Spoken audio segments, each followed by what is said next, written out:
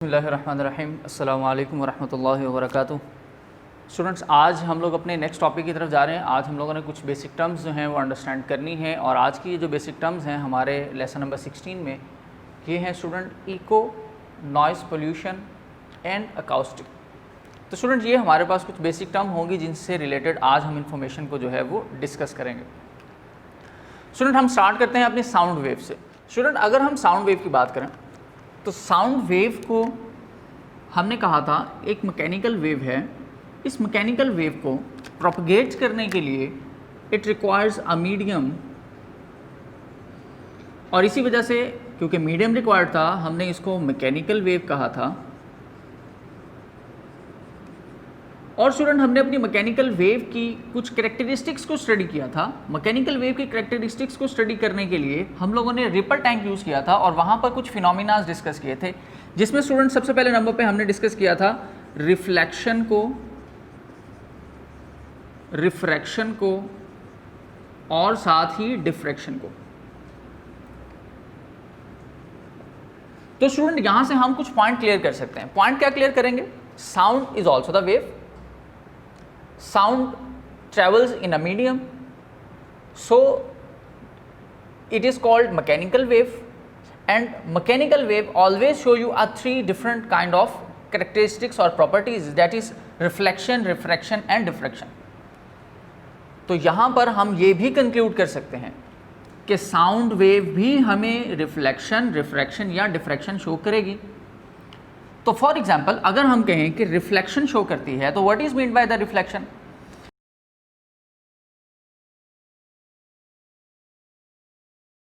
यहाँ पर हम ये कंसिडर कर सकते हैं फॉर एग्जाम्पल कि अगर हमारे पास कोई भी वेव पास करना चाह रही थी एक मीडियम से दूसरे मीडियम के अंदर, तो उस मीडियम की क्वालिटी पर डिपेंड कर रहा था कि ये इसको पास करने दे या ना पास करने दे।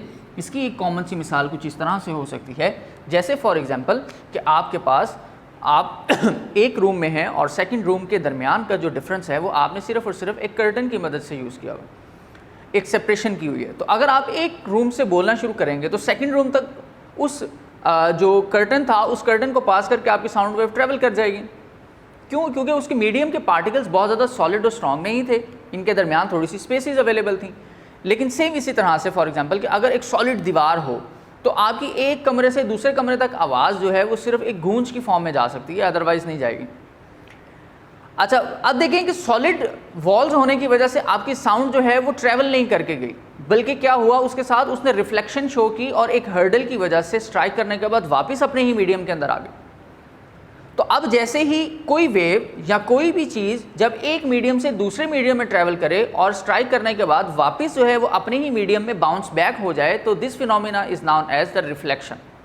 सो अगर यहाँ पर साउंड वेव जो है वो रिफ्लेक्ट होकर वापस बाउंस बैक हो रही है तो फिर हम यहाँ पर ये कंसिडर कर लेंगे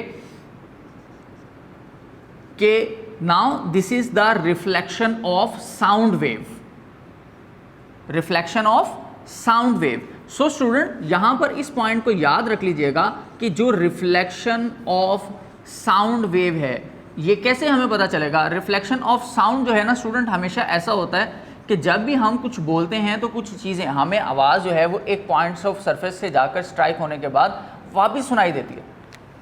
आप अगर बहुत बड़ी ऊंची बिल्डिंग के सामने बोलना शुरू कर दें, बहुत ज़्यादा पहाड़ी इलाके के अंदर जहाँ ऊंचे ऊंचे पहाड़ है वहाँ जाकर ऊंचा बोलना शुरू कर दें, तो स्टूडेंट आप देखिएगा कि जो आपकी साउंड होगी ना वो कुछ देर के बाद आपको दोबारा से सुनाई देगी। So that is just because of the reflection of sound wave. वो इसी वजह से कि वो सॉलिड मटेरियल के साथ आपकी साउंड वेव स्ट्राइक करती है और वापस आकर आप ही को सुनाई देती है।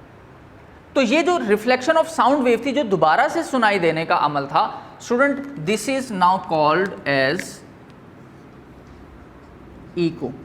हम रिफ्लेक्शन ऑफ साउंड का नाम चेंज करते हैं और अब हम इसको नाम देंगे इको का। When a sound wave is incident on the surface of a medium, it bounces back to its original medium, then this reflection of sound wave is just known as the echo। तो ये आप इस तरह से इसको define कर सकते हैं, लेकिन कुछ की पॉइंट्स यहाँ पर याद रखिएगा स्टूडेंट्स। फॉर एग्जांपल कि हम ये कंसिडर कर लेते हैं कि अगर आपकी जो साउंड वेव है ये ट्रैवल कर रही थी 340 मीटर पर सेकंड की स्पीड के साथ और आपके पास जो यहाँ पर इको का टाइम पीरियड था, जैसे फॉर एग्जांपल इको से मुराद कि आपके जो नॉर्मली ना आवाज़ जो है वो आपके कान में जब कोई आती है तो वो 0.1 सेकंड के लिए जो है वो प्रिसिस्ट करती है, ठीक है, आपकी हिस्स जो है वो उस वक्त एक्टिव रहती है 0.1 सेकंड के लिए। तो अब यहाँ पर भी हमें 0.1 सेकंड का ही टाइम इंटरवल चाहिए कि कम से कम 0.1 सेकंड के बाद हमें दोबारा अगर साउंड आ जाए तो फिर वो हमें सुनाई देना शुरू हो जाती है और हमें ऐसा लगता है ये इको आ रही है।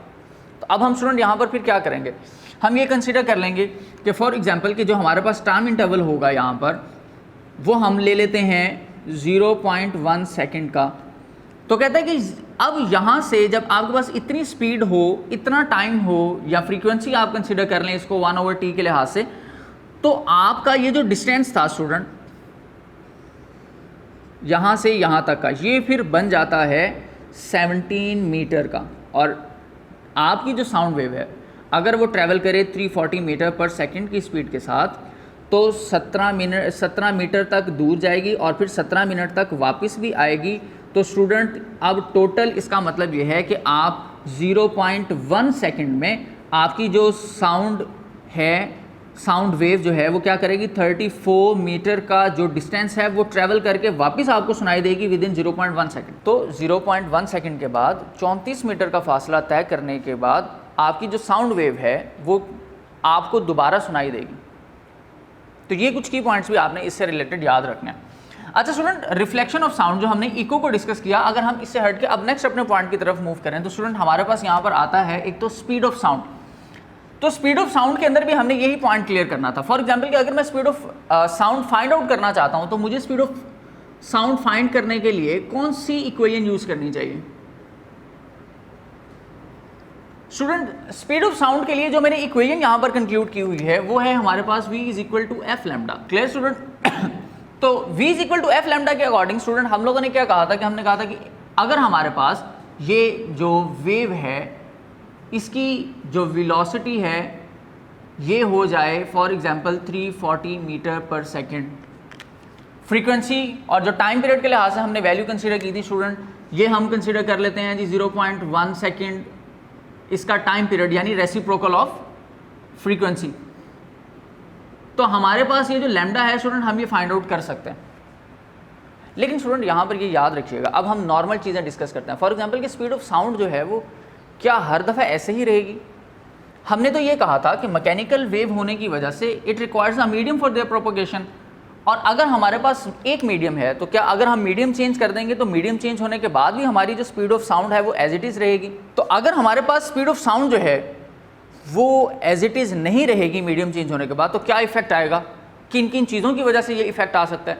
तो स्टूडेंट ये पॉइंट याद रख लीजिएगा कि आपके पास जो स्पीड ऑफ साउंड है वो कुछ चीज़ों पर डिपेंड करती है। जैसे फॉर एग्जांपल मीडियम में एयर प्रेशर पर डिपेंड कर सकती है, आपकी एयर में मौजूद ह्यूमिडिटी पर डिपेंड कर सकती है, आपकी फ्रीक्वेंसी पर डिपेंड कर सकती है। तो जो स्पीड ऑफ साउंड है वो इन चीज़ों की वजह से डिफरेंट होना शुरू हो जाती है। इसी तरह एक कॉमन हम ये भी पॉइंट्स कंक्लूड करते हैं यहाँ से नॉर्मली, जैसे फॉर एग्जांपल कि अगर हम देखें कि एक लिक्विड के अंदर जो स्पीड ऑफ साउंड है बनिस्बत गैसेस के वो कितनी है। तो स्टूडेंट ये याद रख लीजिएगा कि the speed of sound in liquid is 5 times than of gases, and same as अगर हम गैस की निस्बत लिक्विड पे चले जाएं तो यानी स्पीड 5 टाइम्स ग्रेटर हो गई है ना। तो अगर हम और ज़्यादा सॉलिड मटेरियल की तरफ जाएं तो फिर हम क्या करेंगे, कंपैरिजन लेते हैं फिर गैस का, क्योंकि गैसेस में तो हम लोग यूज़ करते हैं एयर। तो इसका मतलब ये है कि हमारे पास सॉलिड मटेरियल में साउंड ज़्यादा फास्ट ट्रैवल कर रही होती है। तो फिर हम ये कंक्लूड करेंगे कि भाई गैस की निस्बत अगर सॉलिड का जो है वो देखें तो ये हमारे पास 15 टाइम्स हो जाती है। तो अब आप ये चीज़ स्टूडेंट्स यहाँ पे याद रख लें कि स्पीड ऑफ साउंड जो है वो आपके डिफरेंट मीडियम में डिफरेंट है। गैसेज में सबसे कम होती है, लिक्विड में उससे ज़्यादा होगी, और सॉलिड में और ज़्यादा तेज़ होना शुरू हो जाएगी। अच्छा, इसी के साथ स्टूडेंट अब देखें हमारे पास एक नेक्स्ट पॉइंट आता है which is about the noise pollution. Student आपको पोल्यूशन का तो पता है, पोल्यूशन से मुराद हमारे पास गंदगी है, ठीक है, और नॉइज़ जो है स्टूडेंट हम लोग यहाँ पर कहते हैं बुरी आवाज़ को। तो सबसे पहले हम तो ये एक डिफरेंस लेते हैं कि what is mean by the noise. Student हमारे पास ना ऐसी sound which is unpleasant to our ear, sound unpleasant to ear, this is called noise।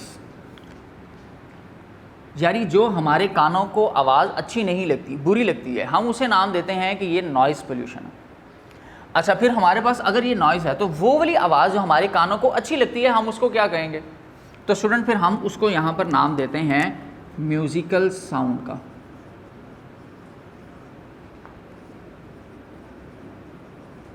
या खाली म्यूज़िक भी कह सकते हैं। और इसकी डेफिनेशन के अकॉर्डिंग हम ये कह सकते हैं student, the sound which has a pleasant effect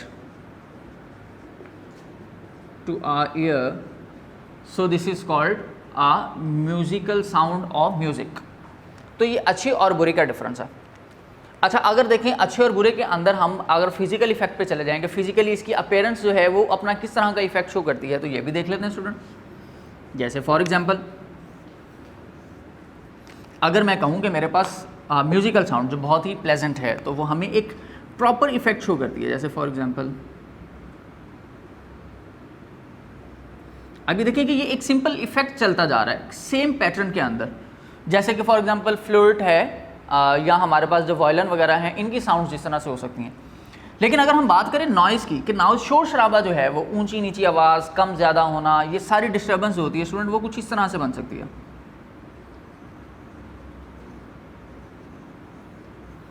तो अब आप ये देखें कि ये कितनी प्लेजेंट है और ये हमारे पास अनप्लेजेंट है। तो this is the musical sound and this is the noise pollution के लिए नॉइज़ हम इसको कंसिडर कर सकते हैं, इस साउंड को। अच्छा स्टूडेंट, इसी के बाद हमारे पास एक और टर्म है। फॉर एग्जांपल हमने जाना है अब अपनी अकाउस्टिक की तरफ, लेकिन हम ये कंसिडर कर लें कि अगर मेरे पास ये जो नॉइज़ पोल्यूशन है या नॉइज़ साउंड है जो मैं सुनना नहीं चाहता, तो मैं इसको ख़त्म कैसे कर सकता हूँ? जैसे फॉर एग्जांपल कि मैं चाहता हूँ कि मैं अगर जिस हॉल में टीच कर रहा हूँ मुझे उस हॉल के अंदर कोई एक्स्ट्रा करिकुलर साउंड्स नहीं चाहिए, तो मैं क्या करूँगा स्टूडेंट, वहाँ पर मैं डिफरेंट टाइप्स के जो मटीरियल्स हैं, जैसे फॉर एग्जांपल मैं यहाँ पर मटीरियल्स यूज़ कर सकता हूँ फॉर्म। इसी तरह स्टूडेंट मैं यहाँ पर यूज़ कर सकता हूँ कारपेट्स, ठीक है। इसी तरह स्टूडेंट मैं यहाँ पर यूज़ कर सकता हूँ कर्व्ड सरफेसेस। यानी अब ये मैंने 2-3 पॉइंट्स यहाँ पर लिखे हैं। फॉर्म से मुराद स्टूडेंट यहाँ पर ये है कि मैं कोई भी एक रबर पैड्स यूज़ करना शुरू कर दूँ, फॉर्मिक मटेरियल यूज़ कर लूँ। इसी तरह कार्पेटेड मटेरियल जिसकी सरफेसेस रफ हैं ये यूज़ करना शुरू कर दूँ, क्योंकि वहाँ पर जाकर हमारी जो वेव की एनर्जी है वो रिड्यूस होना शुरू हो जाती है। तो जो नॉइजेज होंगी वो सारी की सारी वहाँ पर अपनी एनर्जी को वेस्ट कर देंगी, फिर मेरे तक वो नॉइज़ जो है वो सुनाई नहीं देगी। अच्छा, इसी तरह फॉर एग्जांपल आप अक्सर अगर ऑडिटोरियम्स वगैरह में जाएं या जो इस तरह के हॉल्स होते हैं, उन हॉल्स के अंदर स्टूडेंट्स हमारे पास ना साइड पर बहुत ज़्यादा मे बी ये चीज़ें यूज़ की जाती हैं। जैसे फॉर एग्जांपल कार्पेटेड एरियाज़ या फॉर्मिक शीट्स यूज़ की जाती हैं या वुडन बार्स यूज़ की जाती हैं, नीचे वुडन फ्लोर्स बिछा दिए जाते हैं। तो स्टूडेंट्स जब ये चीज़ें हम लोग वहाँ पर यूज़ करते हैं तो उसका एक्चुअली मकसद ही ये है कि हमारे पास जो स्टेज से साउंड सामने तक आना है ऑडियंस तक वो क्लियर आ जाए और जो साइडों से नॉइजेज हैं वो सारी की सारी रिड्यूस हो जाएं। अच्छा, इसी तरह से फॉर एग्जांपल ऐसा भी तो हो सकता है कि फिर हमारी जो स्टेज है वो स्टेज से सामने जाने वाला जो साउंड है स्टूडेंट वो भी सारा का सारा एब्जॉर्ब हो जाए साइडों से। तो हम इसके लिए क्या करते हैं, अपनी स्टेज की बैकग्राउंड पर हम सॉलिड मटेरियल यूज़ करते हैं, solid surfaces, shiny surfaces use करते हैं ताकि साउंड जो है वो रिफ्लेक्ट होकर सामने की तरफ चला जाए और हमारे जो इर्द गिर्द का एरिया है स्टेज पर वहाँ पर सारी एनर्जी या साउंड जो है वो एब्जॉर्ब ना हो। तो हम फिर इस तरह से अपनी डिफरेंट टेक्निक यूज़ करके, डिफरेंट मटेरियल्स यूज़ करके जो है वो हमारे पास स्टूडेंट क्या होता है कि हम जो नॉइजेज़ हैं उनको रिड्यूस करते हैं। इसी तरह आप अक्सर देखिएगा कि आपके जो हेडफोन्स होते हैं, आपके ईयरफोन्स होते हैं, इनमें भी डिफरेंट रबर पैड्स यूज़ किए जाते हैं, डिफरेंट फॉर्मिक पैड्स यूज़ किए जाते हैं ताकि बाहर से आने वाली जो नॉइज़ है वो अंदर आपके कान तक पहुँचते हुए रिड्यूस हो जाए। इससे फ़ायदा ये होता है कि हमारी जो नॉइज़ है वो रिड्यूस हो जाती है और हमें जो हमारे लिए एक प्लेजेंट और म्यूजिकल साउंड चाहिए होती है, अच्छी साउंड चाहिए होती है, सिर्फ हमें वो सुनाई दे रही होती है। तो स्टूडेंट अब यहाँ पर ये देखें कि हमने एक ऐसी टेक्निक्स या डिफरेंट मेथड यूज़ करते हुए अपनी जो नॉइज़ थी उसको हमने रिड्यूस किया। तो ऐसा मेथड, ऐसी टेक्निक जिसकी मदद से हम स्टूडेंट अपनी नॉइज़ को रिड्यूस कर दें, इस मेथड को हम नाम देते हैं अकाउस्टिक्स का। सो स्टूडेंट अगर हम अकाउस्टिक की डेफिनेशन की तरफ शिफ्ट करें तो we just can define the acoustic as it is a technique और method through which we can remove the unpleasant sound with the help of any formic और porous surfaces. किसी भी तरह की हमारे पास जो मटेरियल्स हैं हम उनको यूज़ करके, कोई ऐसा मेथड, कोई और टेक्निक यूज़ करके जब हम अनप्लेजेंट साउंड को रिड्यूस कर देते हैं तो फिर हम इस मेथड को, इस टेक्निक को स्टूडेंट नाम देते हैं अकाउस्टिक। और ये बहुत ही ज़्यादा इंपॉर्टेंट है हमारे लिए ताकि हम अपनी अनप्लेजेंट साउंड्स को जो है वो ख़त्म कर सकें। तो स्टूडेंट आज के टॉपिक में आप 3 डेफिनेशन स्टूडेंट याद करनी है और उन 3 डेफिनेशन में सबसे पहले नंबर पे स्टूडेंट आपके पास आती है इको की डेफिनेशन।